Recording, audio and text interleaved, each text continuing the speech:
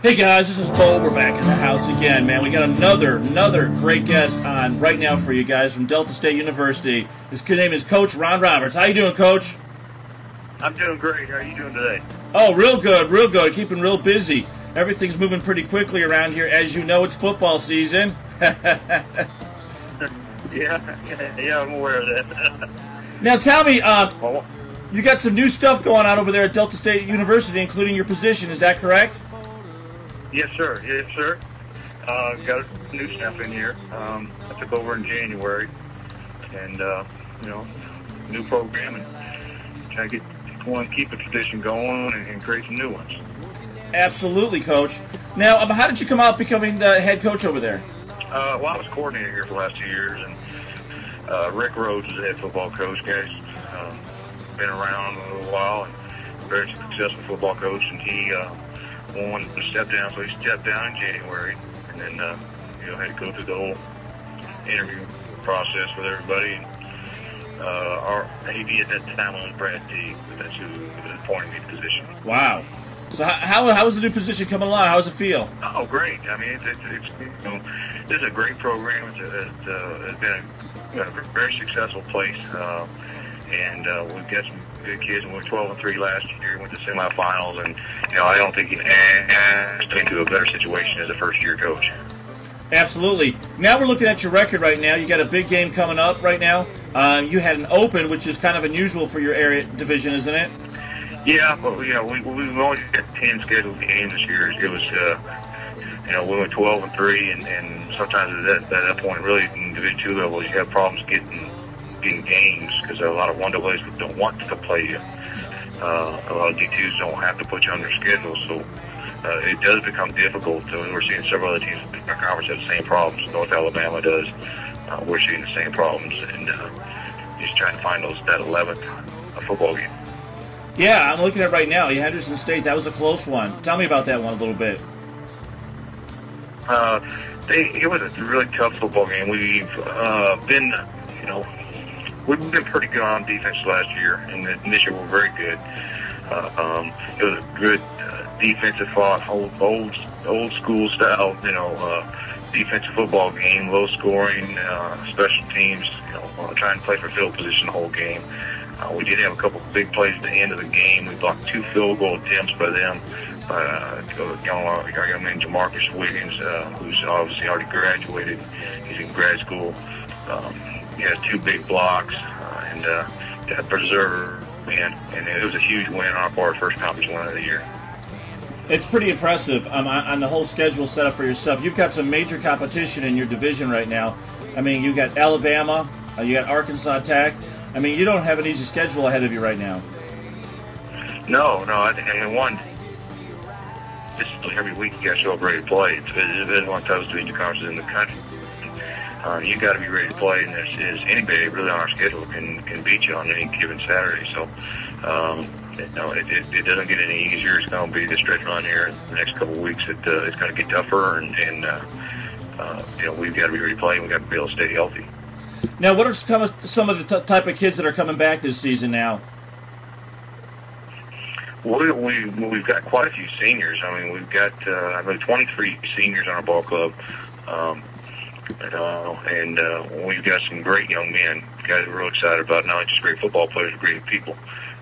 We've had 3 of them graduate already last spring. 3 of them graduated. We've got a couple guys that can graduate this December. This is a senior class that's taking care of business on and off the field, especially in the classroom. Probably the most popular guy we've got is Michael Eubanks. He is a preseason All-American. Right now he's 5 sacks away from the NCAA all-time sack record. He's going to break the school record for sacks. He's just a tremendous football player, linebacker. Probably the most noticeable guy we've got on our squad. He was Defensive Player of the Year in the Gulf South Conference. But he just leads the parade of several seniors that are big playmakers that have been doing a tremendous job around here for some time now. Yeah, but I think it's kind of interesting in your division that you're in and the type of conference that you're playing in.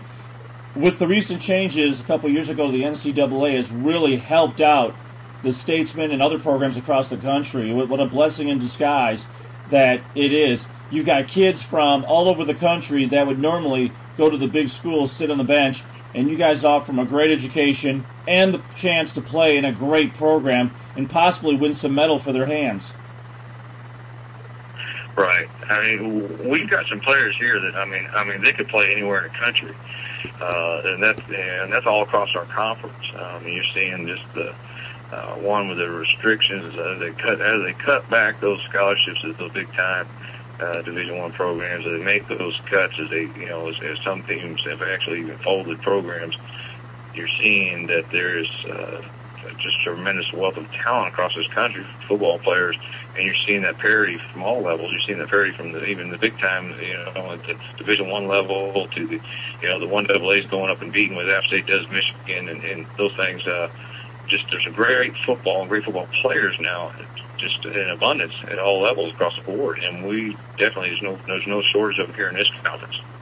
Absolutely, and I think the fact too is that I've noticed a little bit of change, and this is like probably the last 5, maybe 7 years, is that the guys coming out of high school are actually better prepared than they were 7, even 10 years ago as far as their understanding of academics. It's got to be kind of refreshing to see that change finally start hitting.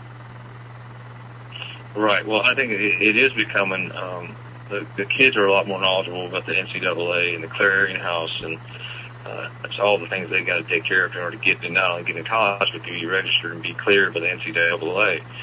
You're seeing coaches also become more informed about those things, and high school counselors. And as everybody gets on the same page, again, I think you're going to see, because obviously the requirements are getting harder every year too. The restrictions are getting longer, and what the requirements are to all get an NCAA Division I qualifier. They're going to up the core classes to 16.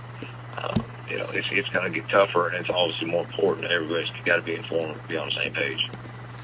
Yeah, and I think it sometimes makes your job a little harder and a little easier all at the same time, because you do have assistants to help you out, you do have the school that helps you out, but you really have to keep the pulse on the players in those situations. It's got to be kind of tough at times.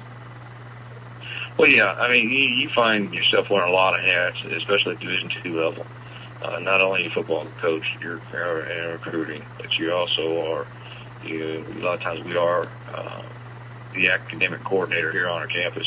We've got to do the better job of taking care of our guys, where we don't have a full staff of 18, 12 assistants that's going to monitor classes and do grade checks and make sure they're getting the tutoring they're supposed to have and those types of things. So you wear those hats, and that also rolls into you also have to wear those hats in recruiting, making sure that we're talking to these kids early enough to make sure that they're having the right high school classes that they need to get into college and be eligible and available, and not be eligible, but be eligible to get into Delta State University. Our requirements are a little higher than most, not just Division II NCAA requirements. We have higher standards than that. So shuffling all that around, it takes a big part, and you've got to do a good job of managing that, or you're going to fall behind in recruiting, and you're not going to be able to keep your kids in school, and that's huge.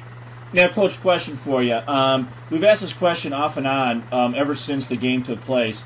On the Michigan game playing Appalachian State, I had picked the winner back in January and received tons of criticism, which is good. As you know, in what I do, criticism, good or bad, is always good because that means they're listening. Kind of a joke we have. Hate me as much as you want, you're still going to listen.